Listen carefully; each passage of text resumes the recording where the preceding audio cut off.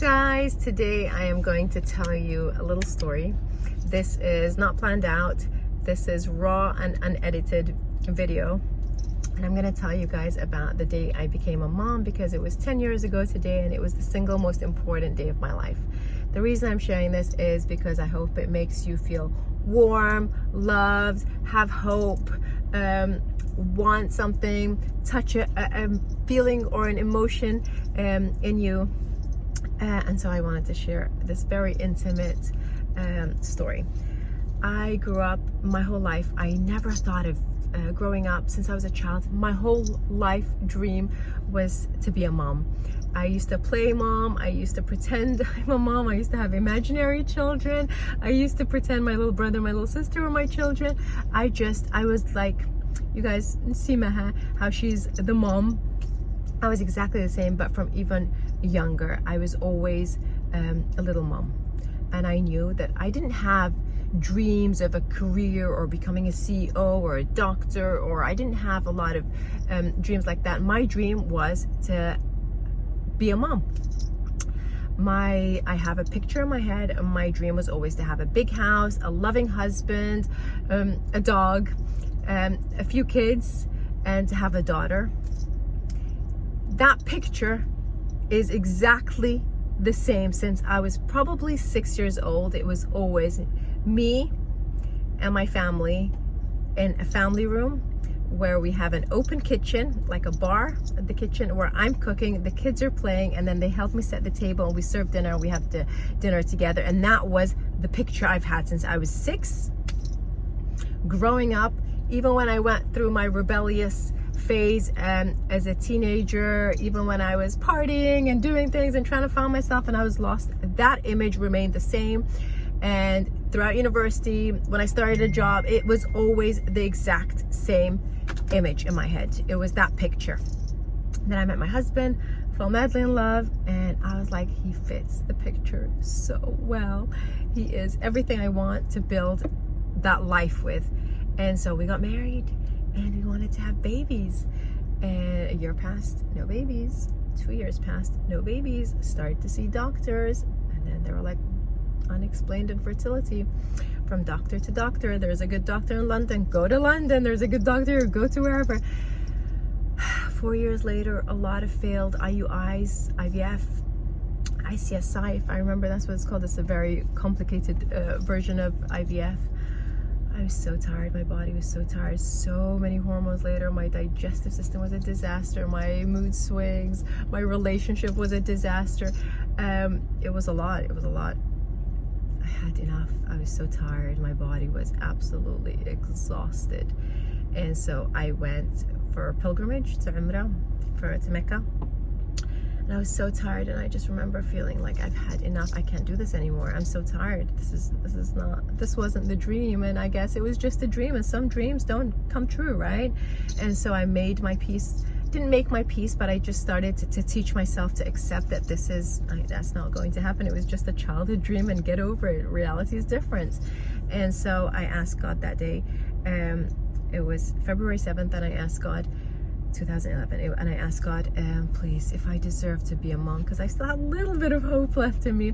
If I deserve to be a mom, please make me a mom. But if I don't, just show me a sign, and so that I can get closure, so that I can move past this, because I'm stuck in this horrible phase, and it's a vicious cycle of hope, loss,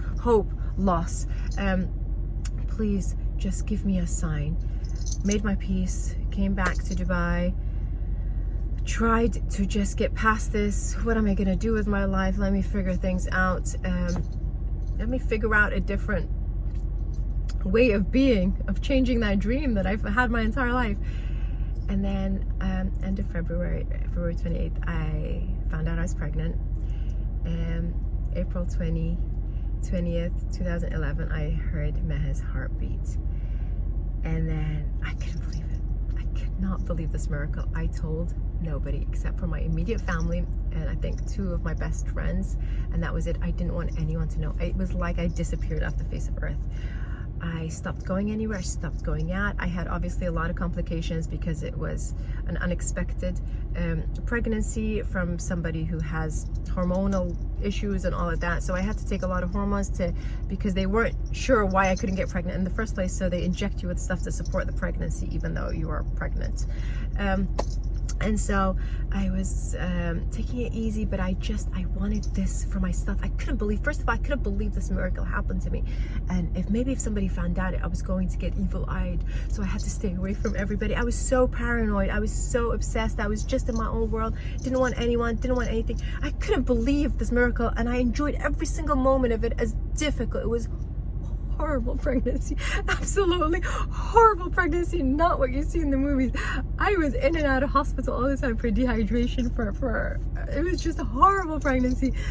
But I kept trying to find out the sex of the baby because my dream was to have a daughter, and I kept trying to find out. For 5.5 months, the baby's position was not able she wasn't showing us. And then I did a blood test while I was in Spain in the pharmacy, and I found out it was a girl. And it was like another miracle for me. What have I done right? How can I possibly deserve this? And I was so sure that maybe they made a mistake. And then I'd go for ultrasounds. I'm like, can you tell it's a girl? They're like, yeah, it's a girl. And I was so sure. Anyways, December 5th, 2011 came. I went into labor and I was admitted into the hospital. 16 long hours of labor later, it was time to push. I pushed with every bit of strength and energy and everything in me to meet this baby. 3 pushes later only, she was out. And they handed me this baby. They removed the gown and they put the baby on your chest so that you get skin contact. And my arms couldn't move. I couldn't hold her. Oh my God. And I cried. It was the strangest cry I've ever had in my life. I still remember it. I still feel it. I still know the sound of it. It was not like I cried. It was like my soul cried. I could not believe I was a mom. I was a mom. How? And also, I am the world's biggest chicken. How could I push something out of me? How could I have gone through all those treatments? How could I have taken all those injections? I am terrified of everything. I did it. I became a mom. I felt, for the first time in my entire life, I felt proud of myself. I did something. I gave birth to another human being. I was a mom. It was me. Of course, with God giving me all this, but I did this. I produced another human being and pushed and got her out. I couldn't believe it. And the first words out of my mouth to the doctor was, "Are you sure it's a girl?" So they took her back off me. Obviously, the doctor didn't understand why I was saying this. I couldn't believe that I deserved to be a mom and to have a girl. So they took her back and they checked her. And the doctor seemed very confused. He's a lovely, amazing doctor. He was very confused, and he checked and he's like, "Yes, it's a girl. Again, congratulations. Welcome to the world, baby girl." And I held her and I fell in love, and I became complete, and I became a mom. And my whole life changed. My whole perspective of love and life and dreams and wants. Once again, they weren't for myself, they were for her. Everything I do, I think of Hehe and this girl in this crazy world, and what it takes to be a woman, how hard it is to be a woman, how difficult, how much pressure we are under, how many expectations how many things are expected of us women, of us girls. And so I fight for women. I want to empower a woman. I want little girls to be strong. I want every little girl in the world to get everything she deserves. It is our God-given right to be happy and to get what we want as women, as individuals, not because of society, not because of our husbands, not because of our partners, not because of our dads, not because of whoever it is, but because it is our God-given right as women, as girls, to be happy. And so I wanted to share my story on this very special day, as my daughter, my beautiful angel, my best friend, my love, that makes me so proud every single day of her and of myself, and to show you what a woman's body can do, what a woman's mind can do. Had other children after, it was all in my head. I didn't think that I deserved to be a mom because I wasn't good enough my whole life. And that's the one thing I most wanted, was to be a mom. That was the dream, right? And so I didn't think I deserved it because it was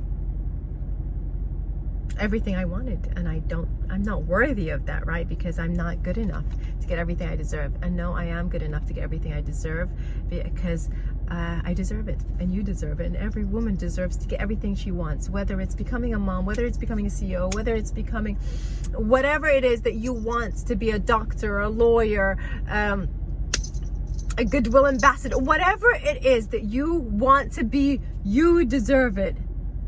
Just go get it. And have faith, have hope. Just know that you deserve it. I want to share my story with you guys. I love you guys. Thank you for watching. And let me know what you think of these kind of raw, unedited, very emotional stories. And I like to hear other people's stories. I really like to, because I relate to them on some level. I learn from them. And so let me know if you guys feel the same way. Love you guys.